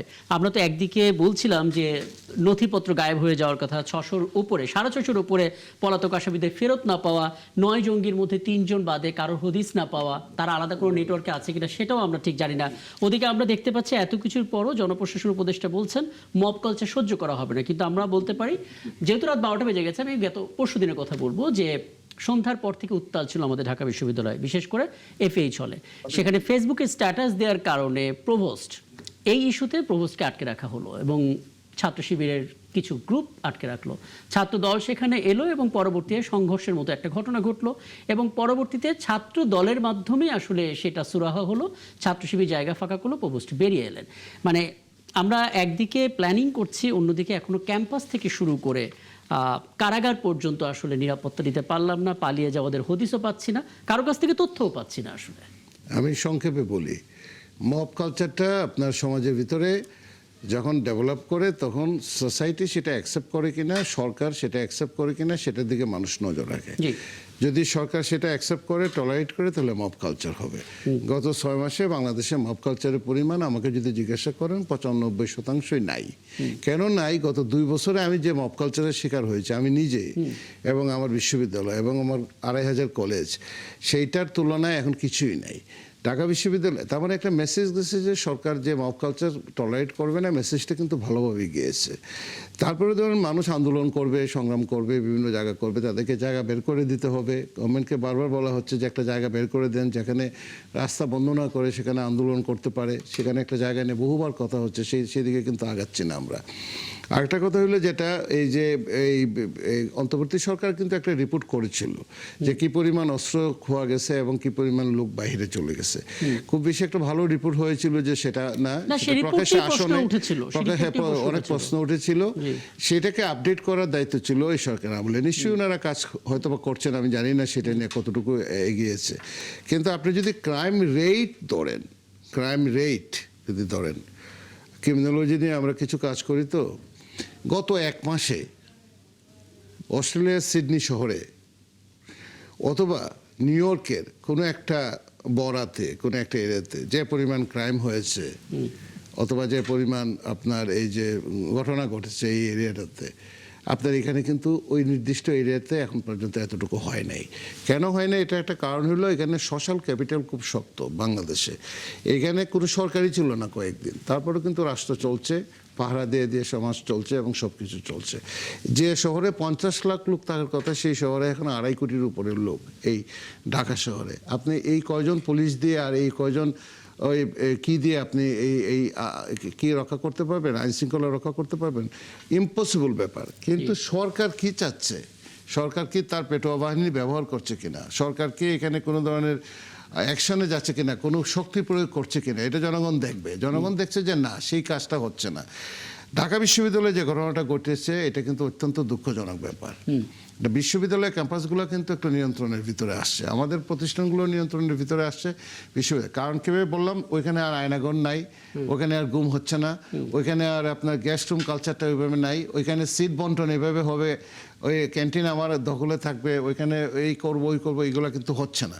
কিন্তু অফিসিয়ালে গতকালকে যে ঘটনাটা ঘটেছে অত্যন্ত দুঃখজনক ব্যাপার এবং এটা কোনোভাবেই অ্যালাউ করা উচিত, মানে কোনোভাবেই আমরা এটা সাপোর্ট করি না যে একজন প্রভোস্টকে তার একটা পোস্টের জন্য তাকে এইভাবে একদম ব্লক করে দেয়, একদম মানে এখান থেকে বের হতে দেবো না রুম থেকে, তাহলে তো আমি তো আবার আগের জায়গাতে ফিরে গেলাম। এবং এর পরবর্তীতে যে ঘটনাটা ঘটেছে সেটাও স্বাভাবিক ছিল। এবং সবাইকে আমি বলবো যে আপনারা বোঝার চেষ্টা করেন যে এইখানে রাষ্ট্র চালাচ্ছে কারা এবং তার একটা সংগঠন আছে, তার লোকজন আছে, তারা অপেক্ষা করবে, কিন্তু একটা পর্যায়ে কিন্তু যদি ধৈর্যের বাঁধ ভেঙে যায় তাহলে কিন্তু আর অপেক্ষা করবে না। একদম সেই সাবধানতার বার্তাটা তো পৌঁছানো এবং দরকার। যে ঘটনাটা ঘটেছে, যে চিত্রটা আমরা দেখেছি, সেখানে যে ল্যাঙ্গুয়েজ তারা ব্যবহার করেছে, এখান থেকে বের হয়ে আসতেই হবে আমাদেরকে। এই জায়গাটা থেকে বের হয়ে আসতে হবে। একটা গণতান্ত্রিকভাবে নির্বাচিত সরকার, এখনো 6 মাস হয় নাই, সেই জায়গাটা থেকে বের হয়ে আসতে হবে। ওই ডিসকোর্স থেকে আমাকে বের হয়ে আসতে হবে, ওই মাইন্ডসেট থেকে আমাকে বের হয়ে আসতে হবে। আচ্ছা, আমি একটু জানতে চাই কামরুজ্জামান নতুন, আপনার বিশ্ববিদ্যালয়, আপনার নিজের হল এবং নিজের হলের আশপাশে অন্যান্য যে হলগুলো আছে, এফএইচ হল তার মধ্যে একটা, ফজলুল হক হল, আমরা যদি হিসেব করি সরকারের এই 180 দিনের মধ্যে অন্তত 3টা ঘটনা ঢাকা বিশ্ববিদ্যালয়ে ঘটলো। ছোট ঘটনা ধরলে আরো বেশি হবে, বড় ঘটনার ক্ষেত্রে এটা 3য় ঘটনা। এর আগে প্রধানমন্ত্রীকে যে অপতথ্য চললো সেটা নিয়ে আমরা একটা বড় ধরনের ম্যাসাকার হতে দেখেছি। একদিনে 4টা বিশ্ববিদ্যালয়ে ছাত্র দল বনাম ছাত্র শিবির, এবং সেদিন আপনার সঙ্গে কথাও হচ্ছিল। কি বলবেন এটা নিয়ে? আমি 1 সেকেন্ড শুধু একটু অ্যাড করে দিই। রতন ভাই যখন মহসিন হলে ছিল, আমরা তখন জসিমউদ্দিন হলে ছিলাম, এবং বাংলাদেশে আন্দোলন সংগ্রাম কাহাকে বলে, ইহা কত প্রকার কি কি আন্দোলন বলতে কাকে বলে, স্বৈরাচারের বিরুদ্ধে আন্দোলন বলতে কাহাকে বলে, ইহা কত প্রকার কি। সব আমাদের মসৃণ। এই দুনিয়ার এই সময়কার বাচ্চারা তো এগুলো চিন্তাও করতে পারে না। রতন ভাই বলুক যে মহসিন হলের প্রবেশকে এইভাবে আটকে রাখা হয়েছে, আবহানা মুস্তফা কামালকে আটকে রাখা হয়েছে, বলুক রতন ভাই কোনো একটা হলের প্রবেশকে এইভাবে আটকে রাখা হয়েছে, অথবা বিসিকে এইভাবে আটকে, এত শক্তিশালী ক্ষমতা আমাদের ফয়েজ স্যার তো এই মশিনের তো প্রবেশ ছিলেন। মসজিদ আটকে রাখা হয়েছে ওনাদেরকে। কি বলবেন? স্যার অনুমতি নিয়ে একটুকু বলি, সব দোষ তো নন্দ ঘোষ, সব দোষ তো বিএনপি কেন পাওয়ার আসলো, জনগণ কেন পাওয়ার বসালো, এটা তো একটা দোষ। তো এই আপনি আজকের যেই আপনার জানি ছাত্র সংসদ এবং ডাকসুতে কারা আছে, তো এই যে একটা প্রবেশের উপর যেটা হয়েছে, দায়িত্বটা কাদের? এটা কি সরকারের? এটা কি তারেক রহমানের? তো আপনি যে খারাপ, যে কাজটা খারাপ ওইটাকে খারাপই বলেন, সেটা ছাত্র দলের জন্য খারাপ, ছাত্র শিবিরের জন্য খারাপ।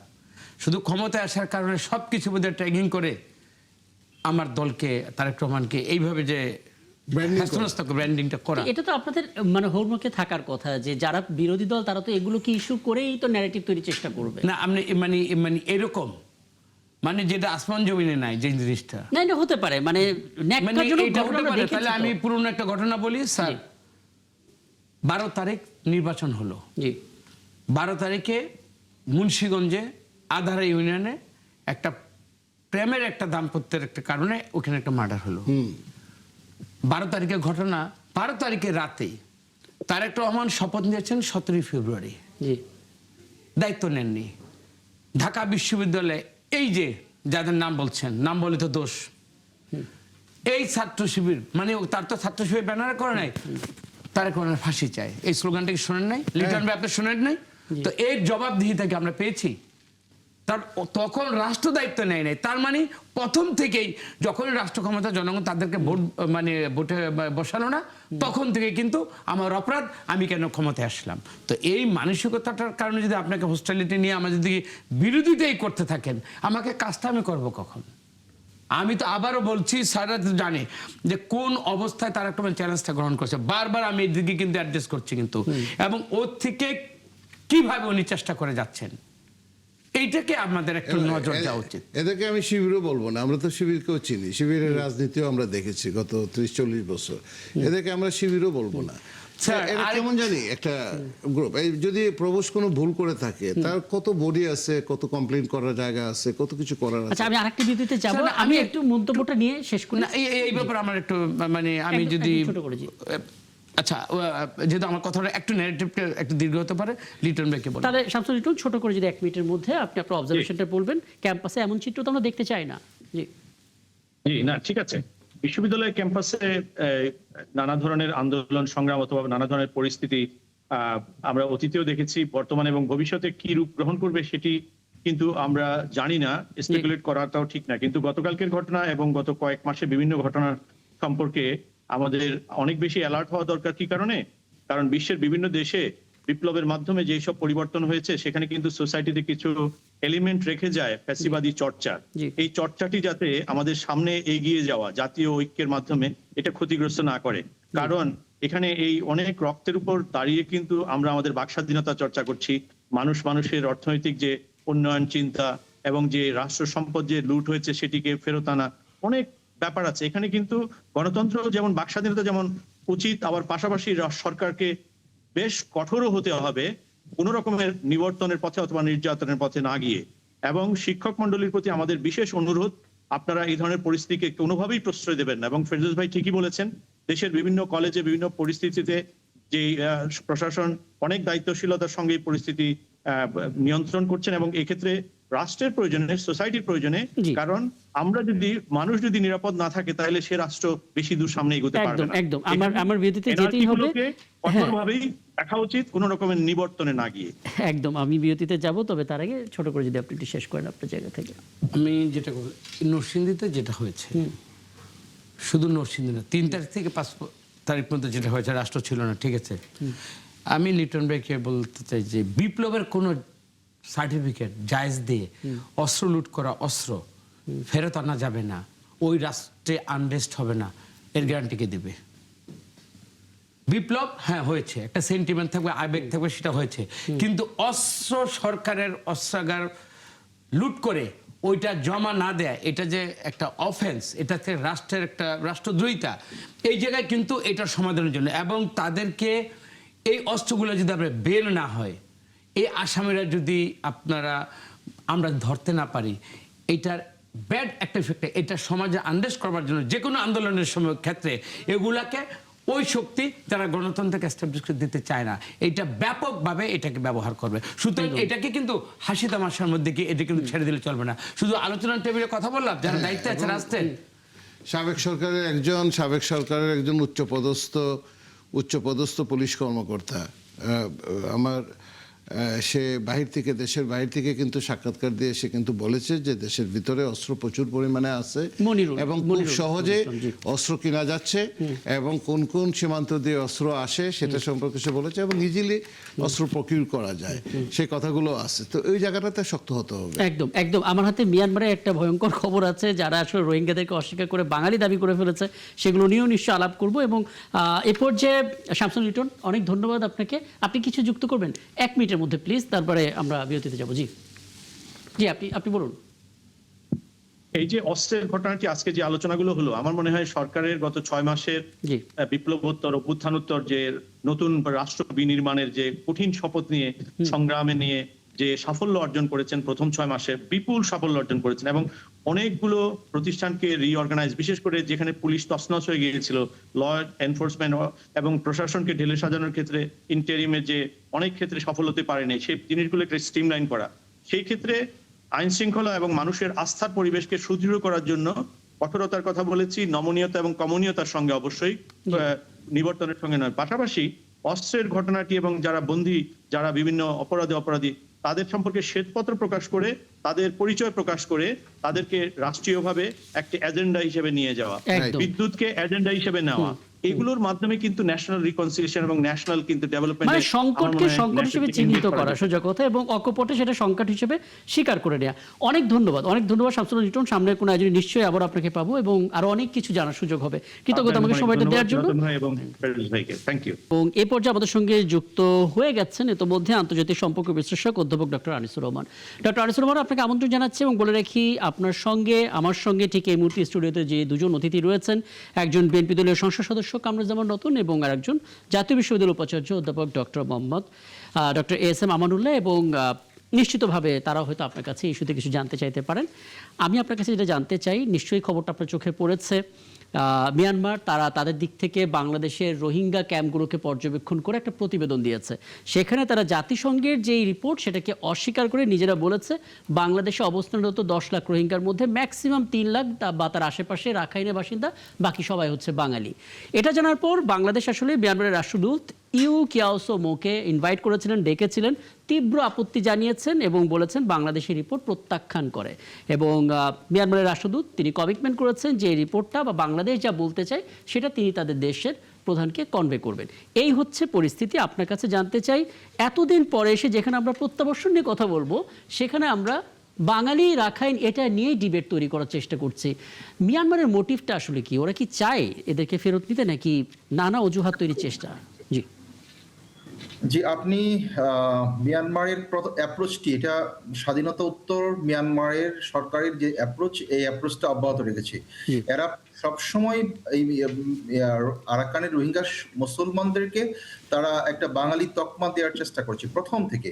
1962 সাল থেকে তারা এই প্রসেসটা শুরু করেছে। 1982 সালে মিয়ানমারের যে আইনটা ছিল, নাগরিকত্ব আইন, এই আইনের মাধ্যমে তারা আপনার মার্জিনালাইজেশন করেছে, অর্থাৎ রোহিঙ্গাদেরকে রাষ্ট্র থেকে রাষ্ট্রহীন যাত্রার মধ্যে তারা রোহিঙ্গাদেরকে নিয়ে এসছে, যে রোহিঙ্গারা আপনার মায়ানমারের বা আরাকানের নাগরিক নয়। এবং পরবর্তীতে এই সমস্ত বিষয়গুলোকে আপনার লেজিটিমাইজ করেছে বেশ কিছু কম্পোনেন্ট। একটি হলো মিলিটারি কম্পোনেন্ট, অর্থাৎ রাষ্ট্র ক্ষমতা যখন মিলিটারিরা আসে তখন সেখানে নামে বেনামে এই রোহিঙ্গাদের উপর আরাকানের তারা এক ধরনের সশস্ত্র অভিযান পরিচালনা করে এবং এথনিক ক্লিনসিং গুলা তারা চালায়। এবং দেখবেন যে বাংলাদেশের রোহিঙ্গা ইনফ্লাক্সটি 2017 সালের পর থেকে ব্যাপক পরিমাণে হয়েছে, কিন্তু এর আগে হয়েছিল। এবং প্রেসিডেন্ট জিয়াউর রহমানের সময়টাতে এই এখানে যদি একটু যুক্ত করে দেন, মানে যেখানে মিয়ানমার নিজেদের দিক থেকে তাদের দেশের সরকার এবং বিরোধী দল তো না, তারা তো বলে জান্তা সরকার এবং বিদ্রোহী গোষ্ঠী, তারা দুই পক্ষ নিজেদের মধ্যে আসলে একটা অসন্তোষ তৈরি করে বাংলাদেশে অবস্থান নিয়ে রাখাইনদেরকে তারা অস্বীকার করছে, তাহলে আমরা আসলে প্রত্যাবাসনের বিষয়টা কাদের সাথে কথা বলবো, ডিলটা করবো কি করে? This is very critical phase. Bangladesh একটা ক্রিটিক্যাল ফেজ অতিক্রম করছে। এখানে সবচেয়ে বড় বিষয়টা হলো বাংলাদেশের পক্ষে এবং রোহিঙ্গাদের পক্ষে জাতিসংঘ এবং আন্তর্জাতিক সংস্থাগুলো রয়েছে, কিন্তু বিশেষ করে আপনার মায়ানমার সরকার কিন্তু এই জাতিসত্তাকে তাদের নিজস্ব জাতিসত্তা হিসেবে মেনে নিচ্ছে না 1962 সাল থেকে, এবং সেইখানে আপনার এটাই হলো মেইন সমস্যা। অর্থাৎ আমার দেশের জন্মগ্রহণ করা মানুষগুলো রাষ্ট্রহীন মানুষ হিসেবে পরিণত হচ্ছে, এবং রোহিঙ্গাদের ক্ষেত্রে এটা বিপন্ন একটা মানবিক জাতিগোষ্ঠী হিসেবে তারা রূপান্তরিত হয়েছে, এবং এটা হয়েছে শুধুমাত্র রাষ্ট্র ব্যবস্থা, রাষ্ট্রযন্ত্র এই রোহিঙ্গা সম্প্রদায়কে আপনার রাষ্ট্রহীন একটা জাতিসত্তাতে রূপান্তরিত করেছে এই বিভিন্ন আইন এবং সংশোধন, নাগরিকত্ব আইন, এই সমস্ত বেড়াজাল দিয়ে। এবং 2017 সালের পরে যে ইনফ্লাক্সটা বাংলাদেশে এসেছে, এবং বাংলাদেশের রোহিঙ্গারা কিন্তু বাংলাদেশ থেকে আর প্রত্যাবাসন তারা করেনি। সুতরাং দিস ইজ এ গ্রেট একদম আমরা ব্যাকগ্রাউন্ড ব্যাপারটা একদম পরিষ্কার না। আপনার কেউ কিছু জানতে চাইবেন? না, আমার একটা প্রশ্ন ছিল যে রোহিঙ্গাদেরকে এই ইস্যুটা তো মাল্টিল্যাটারাল ইস্যু হয়ে দাঁড়িয়েছে, এটা ইন বিটুইন রোহিঙ্গা এবং বাংলাদেশ এবং মিয়ানমারের ইস্যু মধ্যে থাকেনি, এবং এভাবে সলভ করা যাবে কিনা আমি জানি না। চায়না একটা বড় স্টেক হোল্ডার, ভারত একটা বড় স্টেক হোল্ডার, রাশিয়া আছে, ইউক্রেন আছে। এই অবস্থার পরিপ্রেক্ষিতে 1977-78-এর দিকে আপনার মনে আছে জিয়াউর রহমান সাহেব, প্রয়াত শহীদ প্রেসিডেন্ট জিয়াউর রহমান সাহেব ইস্যুটাকে ইউনাইটেড নেশন এবং আইওসিতে নিয়ে গিয়েছিলেন, এবং পরে উনি এত শক্তভাবে জেনারেল নেউইনের সাথে এটা নেগোশিয়েট করেছিলেন যে তখন তারা বাধ্য হয়েছিল যে রেজাল্ট 1978 একটা চুক্তি করার জন্য। তো আপনারা জানেন সেটা, সেই শক্ত রোল প্লে না করলে এই সমস্যার সমাধান আর অন্য কোনোভাবে হওয়ার সম্ভাবনা আছে কিনা আমি একটু জানতে চাই। আমি সেই শব্দটা উচ্চারণ করতে চাই না যে শহীদ প্রেসিডেন্ট জিয়াউর রহমান জেনারেল নেউইনকে কি বলেছিলেন, এটা অনেকেই জানেন, কিন্তু আমি সেটা উচ্চারণ করতে চাই না এখানে। এবং পরবর্তীতে দেখা গেছিল যে সুর করে কিন্তু রিপেট্রিয়েশন শুরু হয়েছিল। আপনার কাছে কি মনে হয়? না, আপনি যথার্থ বলেছেন। 78 সালের মধ্যে আমরা এটার সলিউশনটা পেয়েছিলাম বিকজ অফ বাংলাদেশের তখন একটা শক্তিশালী গভর্নমেন্ট ছিল, এবং জিয়াউর রহমান ইন্টারন্যাশনাল আসপেক্টে খুব রেসপেক্টেড একজন প্রেসিডেন্ট ছিলেন। বিশেষ করে মুসলিম বিশ্ব এবং ইউরোপিয়ান ইউনিয়ন বা আমেরিকার সাথে তার একটা গুড রিলেশন ছিল, পাকিস্তানের সাথে একটা গুড রিলেশন ছিল। সুতরাং ওই একটা বিষয়, আরেকটা বিষয় হলো তখনকার মিলিটারি আসপেক্টটা বাংলাদেশের খুব ইম্পর্টেন্ট, সিগনিফিকেন্ট, বিকজ বাংলাদেশের যেহেতু জিয়াউর রহমান সেনাপ্রধান ছিলেন এবং মিলিটারি উপর তার একটা নিয়ন্ত্রণ ছিল, এবং সেখানে একটা এক্সপিডিশন হয়েছিল, যেটা আপনি বলতে চাননি, যে জিয়াউর রহমানের নেতৃত্বে কিন্তু একটা এক্সপিডিশন হয়েছিল। অর্থাৎ মিলিটারি যখন কোনো একটা জাতিসত্তাকে আপনার নিঃশেষ করতে চায় তখন কথা বলতে হবে মিলিটারির ভাষায়। এখন আমাদের দুইটা ওয়ে খোলা আছে, একটা হলো যে কূটনৈতিক তৎপরতা আমাদেরকে চালাতে হবে। এখানে একটা ছোট্ট সমস্যা আছে অধ্যাপক আনিসুর রহমান, মানে শহীদ রাষ্ট্রপতি জিয়াউর রহমান যেভাবে ডিল করতে পেরেছিলেন, আমাদের প্রধানমন্ত্রী তারেক রহমান সেটা পারবেন কিনা? কারণ যাদের সাথে করবেন সে দেশটাই তো অস্থির এবং স্টেক হোল্ডারের সংখ্যাটা বেড়ে গেছে। সেই সময় যে প্রেক্ষাপট, সেখানে খুব সহজভাবে রাষ্ট্রপতি জিয়াউর রহমান বলতে পেরেছিলেন, কারণ মিয়ানমারে তখন একটাই সরকার ছিল, জান্তা সরকার বিরোধী। তখন মিয়ানমারের সাথে আমাদের বাইলেটারাল ট্রেড খুব বেশি একটা ছিল না। এখন যেভাবে ট্রেড অনেক বেড়ে গেছে, অনেক কিছুর জন্য আমরা তাদের উপরে ডিপেন্ডেন্ট, অনেক কিছু তাদের কাছ থেকে আমরা ইম্পোর্ট করি, এবং অন্যান্য রিজিওনাল পাওয়ার তার সাথে অ্যাড হয়ে গেছে। তারপরেও আমি মনে করি যে এটা যদি চায়নাকে ইনভলভ করা না যায়, মিলিটারি ভাষায় যদি কিছু কথাবার্তা না বলা যায়, তাহলে কি এটা সম্ভব এভাবে? এটা আপনি খুবই যথার্থ বলেছেন।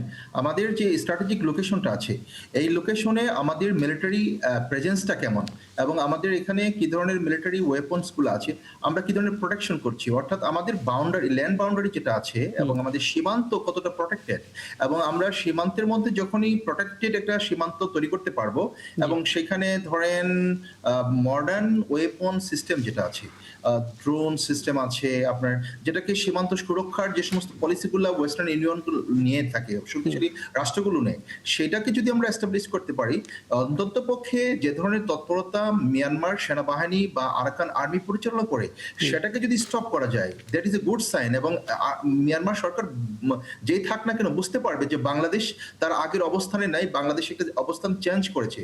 এবং সবসময় মিলিটারিদের সাথে কম্পিট করতে গেলে, মিলিটারি গভর্নমেন্টের সাথে কম্পিট করতে গেলে আমাদের একটা পাওয়ারফুল মিলিটারি স্ট্র্যাটেজি বুঝতে পারছি, একদম স্পষ্ট। আমি এই পর্যায়ে সুরক্ষা করা জরুরি আর কি। হ্যাঁ, আমি এই পর্যায়ে একটু সরকার দলীয় সংসদ সদস্য কামরুজ্জামান রতন আপনার কাছ থেকে একটু জানতে চাই, কারণ এই ইস্যুটা নিয়ে কথা শুনতেই হবে। কারণ যতবার আসলে এই রোহিঙ্গা ইস্যু নিয়ে আমরা আলাপ করব, ততবার ওই সময়ে যে রুলিং পার্টি তার উপর দায়টা আসবে যে আপনারা আসলে নেগোসিয়েশন করতে পারছেন নানা কিছু।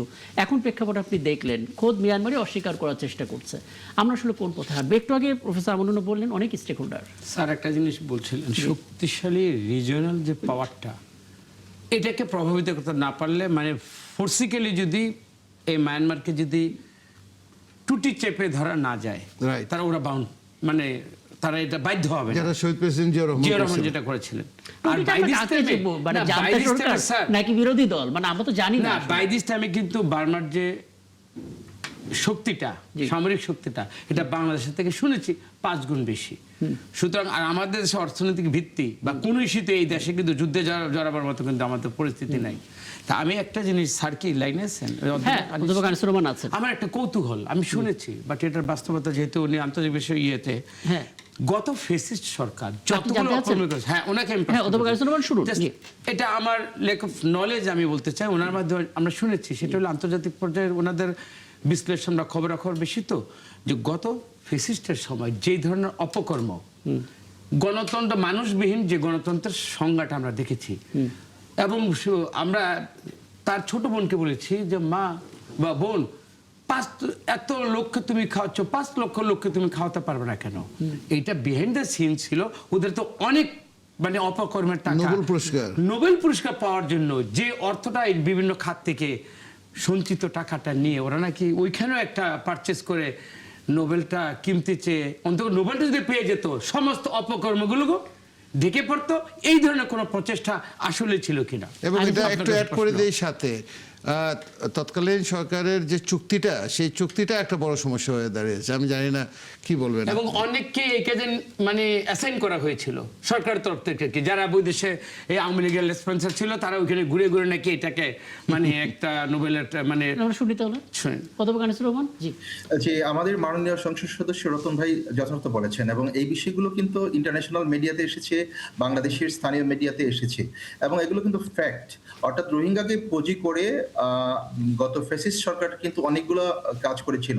আমি দেখেন, আপনার হলো যে বাংলাদেশের সামরিক বাহিনীকে কি ধরনের একটা আপনার আনস্টেবল একটা বাহিনীতে রূপান্তরিত করেছিল পিলখানা হত্যাকাণ্ডের মধ্য দিয়ে। পিলখানা হত্যাকাণ্ডের মধ্য দিয়ে বাংলাদেশের সেনাবাহিনীর ইতিহাসে আপনি দেখবেন যে প্রথম বিশ্বযুদ্ধে, দ্বিতীয় বিশ্বযুদ্ধেও একদিনে এই 56 জন সেনা কর্মকর্তাকে হত্যা করা হয়নি। তার মানে হচ্ছে যে এগুলো রাষ্ট্রের জন্য খুব থ্রেট। কারণ হলো আমাদের মিলিটারি উইংটাকে ডিস্ট্রয় করেছিল, সেনাবাহিনীকে বিভিন্ন কাজে ব্যবহার করেছে, পুরো মোরালটা নষ্ট করে দেওয়া প্রধানতম কাজ। আমরা একেবারে শেষের দিকে আছি, জি বলুন। সেনাবাহিনীর প্রধানতম কাজ হচ্ছে আমাদের ন্যাশনাল সিকিউরিটিকে এনশিওর করা, বর্ডার সিকিউরিটিকে এনশিওর করা। সেটাকে ব্যবহার না করে সেখানে যদি নোবেল প্রাপ্তির একটা বিষয় থাকে, সেটা অবশ্যই জাতির জন্য, রাষ্ট্রের জন্য অনেক বেশি পরিমাণে হুমকি এবং অনেক বেশি পরিমাণে পীড়াদায়ক, এবং যেটা আমরা দেখেছি। এবং আসলেই এই ইন্টারন্যাশনাল মিডিয়া এবং বাংলাদেশের যে স্থানীয় যে মিডিয়াগুলো আছে, এটার মাধ্যমে এই বিষয়গুলো কিন্তু স্পষ্ট হয়েছে, এবং এটা একটা ফ্যাক্ট। এটা একটা ফ্যাক্ট। সবশেষ মন্তব্যটা আপনার নিয়ে না, আমি যে কথাটা বলছিলাম যে চুক্তিটা এই আওয়ামী লীগ সরকারের সময় মিয়ানমারের সাথে হঠাৎ করে করা হয়, সেই চুক্তিটাও কিন্তু একটা মানে সমস্যা হয়ে দাঁড়িয়েছে বলে অনেকে মনে করছেন। আপনি কি মনে করেন? না, হ্যাঁ, এই চুক্তিগুলো শুধুমাত্র মিয়ানমারের সাথে না, ইন্ডিয়ার সাথে যে সমস্ত চুক্তিগুলো হয়েছিল, এবং পরবর্তীতে ইউনিট সরকারের সময় মার্কিন যুক্তরাষ্ট্রের সাথে যে সমস্ত চুক্তিগুলো হয়েছিল, দেখুন বাংলাদেশে যখনই একটি গণতান্ত্রিক রাষ্ট্র এবং গণতান্ত্রিক সরকার, যেটা সুষ্ঠু ভোটের মাধ্যমে নির্বাচিত সরকার যারা প্রতিষ্ঠিত হয়েছিল, ওই সরকারের ফরেন পলিসি বা ওই সরকারের সাথে আপনার দ্বিপাক্ষিক রাষ্ট্রীয় সম্পর্কগুলো ছিল খুব স্ট্যান্ডার্ড। আচ্ছা, আমরা এখন আলাপ শেষ করব। আপনি শুধু মাত্র এখানে অধ্যাপক আনিসুর রহমান, একটা সমাধান আপনি আমাদেরকে দিয়ে আলোচনাটা আমরা শেষ করব। এই মুহূর্তে আমাদের করণীয়টা কি? মিয়ানমার একটা সরকার দেশ চালাচ্ছে না, এটা কনফার্ম। এদের মানে স্টেট না, ভাগ আলাদা হয়ে গেছে, আলাদা, আলাদা আলাদা, আলাদা। আলাদা। তাহলে আমরা নেগোসিয়েশনটা কার সাথে করবো? সমাধানটা কি আসলে? আমাদের দুটো সমাধান আছে। একটা সমাধান কূটনৈতিক তৎপরতা চালাতে হবে, সেখানে কে রাষ্ট্র ক্ষমতায় আসে সেটা দেখার বিষয় না। এখানে অ্যাক্টর গুলো হচ্ছে চায়না, এখানে অ্যাক্টর ইন্ডিয়া, এখন অ্যাক্টর হচ্ছে আপনার মালয়েশিয়া, এখানে অ্যাক্টর হলো ইউএসএ। সুতরাং এই সমস্ত বিগ কান্ট্রিগুলোর সাথে আমাদের ডিলিংসটা কেমন হবে, এবং ইউএন এর সাথে ডিলিংস, ইউরোপীয় ইউনিয়নের সাথে ডিলিংস কেমন হবে, ওআইসি রাষ্ট্রগুলোর সাথে ডিলিংস কেমন হবে রোহিঙ্গা প্রশ্নে, এটা রাষ্ট্রকে সিদ্ধান্ত নিতে হবে। সেকেন্ডলি, এই আপনার আমাদের পূর্ব সীমান্তের মধ্যে আমাদের বর্ডার সিকিউরিটি সিস্টেমটাকে আমাদের ইনক্রিজ করতে হবে। মিলিটারিদেরকে আপনার হলো অনেক স্ট্র্যাটেজিক স্টেপ নিতে হবে, যেটা করে এই রোহিঙ্গাদের এই বিষয়গুলো সমাধানের জন্য অনেকটা আপনার অনুঘটক হিসেবে কাজ করবে। সুতরাং আমি দুইটা বলছি, একটা ডিপ্লোম্যাটিক এবং আরেকটা হচ্ছে আপনার military presence in the eastern border. আমি লাস্ট কথাটা বলি, তারপরে প্রথমে হয়তো শেষ করবেন। যে যতগুলা বিবদমান গ্রুপ আছে মিয়ানমারে, বর্তমান সরকার থেকে ধরে একদম সব জায়গাতে যারা যারা আছে, এদের উপরে কোনো না কোনোভাবে চায়নার একটা প্রভাব আছে। আচ্ছা যারা সরকার আছে তারাও, যারা রাখাইনা আছে তারা, সবার সাথে এক ধরনের আচ্ছা, সম্পর্ক। আমার এই যে একটা নিউজ শুরু হয়ে যাবে ওই জায়গাটাতে চায়নাকে কিভাবে ইনভলভ করা যায়। আর শহীদ প্রেসিডেন্ট জিয়াউর রহমান সাহেব যে স্ট্র্যাটেজি নিয়ে এগিয়েছিলেন 77-78-এ, ওই লাইনে হাঁটতে হবে। আপনি বাংলাদেশকে যে মোড়লরা কবজায় রাখতে চায়, জি। তারা যদি আমাদের প্রতি একটা বদান্যতা না দেখায়, এবং তারা যদি ফোর্সিক্যালি এই মায়ানমারকে যে কোনো আঙ্গিকে, সেটা রাখাইন হোক, যে কোনো ফোর্সকেই যদি তাদেরকে মানে একটা ডাইরেক্ট ঘাড়ে ধরতে হবে, যেটা এটা এখান থেকে সরাও, এই ধরনের কোনো প্রচেষ্টাকে যদি আমরা বাধ্য করতে না পারি, যেটা তারেক রহমান ইতিমধ্যে যে ইনিশিয়েট করেছেন। একদম, তার মানে যে বার্তাটা আমরা দিচ্ছি, ভারতের সাথে আমরা চোখে চোখ রেখে ন্যায্যতার ভিত্তিতে কথা বলছি, চীন মালয়েশিয়ার সঙ্গে সবাইকে আমরা জানিয়েছি, সেম কাজটা এখানে করতে হবে। অনেক ধন্যবাদ, কৃতজ্ঞতা, এবং আমার হাতে সময় থাকলে আলাপটা দীর্ঘ করতাম। সবাইকে ধন্যবাদ, এবং দর্শক আপনাদেরকে ধন্যবাদ। একটা দীর্ঘ সময় ছিলেন। আগামীকাল নতুন আরো ইস্যু নিয়ে হাজির হবে ৭১ জানালে। থাকবেন আমাদের সঙ্গে।